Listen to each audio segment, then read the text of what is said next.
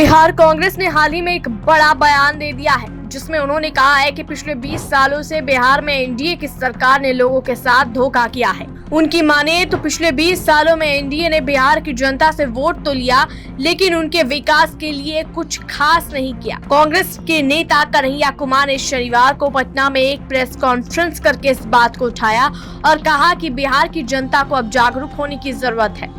उन्होंने कहा कि एनडीए की सरकार ने बिहार में जो वादे किए थे, उनमें से ज्यादातर पूरे नहीं हुए हैं। कन्हैया कुमार ने कहा कि बिहार में पिछले 20 सालों से एनडीए की सरकार है, लेकिन इस दौरान बेरोजगारी, गरीबी और भ्रष्टाचार जैसे मुद्दों पर कोई ठोस कदम नहीं उठाया गया है। उन्होंने दावा किया कि बिहार की जनता को अब तक सही मायनों में इंसाफ नहीं मिला है। उनका कहना है कि एनडीए ने सिर्फ अपने फायदे के लिए काम किया है, न कि बिहार के लोगों के हित के लिए। कन्हैया ने कहा कि अगर बिहार की जनता अभी चुप रही तो आने वाले समय में भी उन्हें और मुश्किलों का सामना करना पड़ेगा। कांग्रेस का कहना है कि बिहार में चुनाव के समय एनडीए ने बहुत सारे वादे किए थे, लेकिन इन वादों को पूरा करने में वे नाकाम रहे हैं। कन्हैया कुमार ने उदाहरण देते हुए यह भी कहा कि बिहार की शिक्षा, स्वास्थ्य और रोजगार जैसे अहम मुद्दों पर ध्यान नहीं दिया गया। बिहार के युवा आज भी बेरोजगार हैं और उन्हें सही मौके नहीं मिल रहे हैं और पलायन कर रहे हैं। कांग्रेस का दावा है कि अगर उनकी सरकार बनती है तो वे इन सारी समस्याओं को हल करने की कोशिश करेंगे। इस प्रेस कॉन्फ्रेंस में कन्हैया कुमार ने बिहार की जनता से अपील की कि वे आने वाले चुनाव में सोच समझकर वोट दें और कहा कि पिछले 20 सालों में जो गलतियां हुई हैं, उन्हें अब ठीक करने का वक्त आ गया है। कन्हैया का मानना है कि बिहार की जनता अब जागरूक हो गई है और वे बदलाव चाहती है। उन्होंने यह भी कहा कि कांग्रेस पार्टी बिहार के विकास के लिए नई नीतियां लाएगी और हर वर्ग के लोगों का ध्यान रखेगी। एनडीए सरकार पर उन्होंने आरोप लगाया कि बिहार में सिर्फ बड़े बड़े प्रोजेक्ट्स की बातें की, लेकिन इन प्रोजेक्ट्स का फायदा आम जनता तक नहीं पहुंचा। उनका कहना है कि बिहार में सड़कों, बिजली और पानी जैसी बुनियादी सुविधाओं की अभी भी कमी है। उन्होंने कहा कि एनडीए ने सिर्फ अपने नेताओं और उनके करीबियों को फायदा पहुंचाया है, न कि पूरे राज्य को। कन्हैया ने जनता से पूछा कि क्या वे ऐसे नेताओं को फिर से सत्ता में लाना चाहते हैं जिन्होंने उनके साथ धोखा किया है।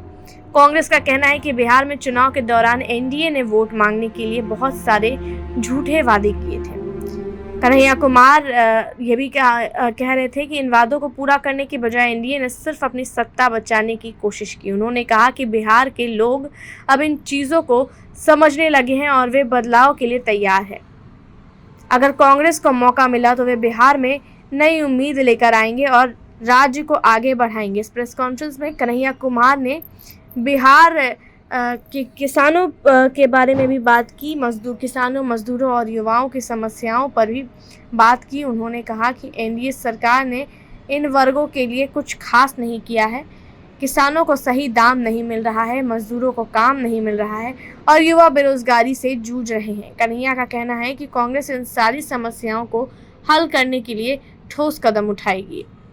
उनकी पार्टी बिहार के हर गांव और शहर तक विकास पहुंचाएगी। कन्हैया कुमार ने यह भी कहा कि बिहार में भ्रष्टाचार बहुत बढ़ गया है और इसकी जिम्मेदारी एनडीए सरकार की है। उन्होंने दावा किया कि सरकार के बड़े नेता और अधिकारी भ्रष्टाचार में लिप्त हैं। उन्होंने कहा कि इसकी वजह से बिहार का विकास रुक गया है।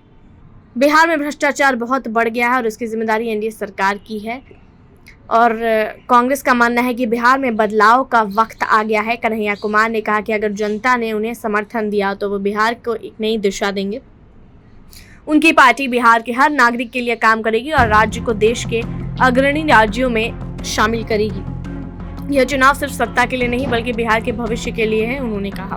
कुल मिलाकर कन्हैया कुमार और कांग्रेस का कहना है कि बिहार की जनता को अब जागरूक होकर वोट करना चाहिए। उन्होंने कहा कि पिछले 20 सालों में एनडीए ने बिहार के साथ धोखा किया और अब बदलाव की जरूरत है।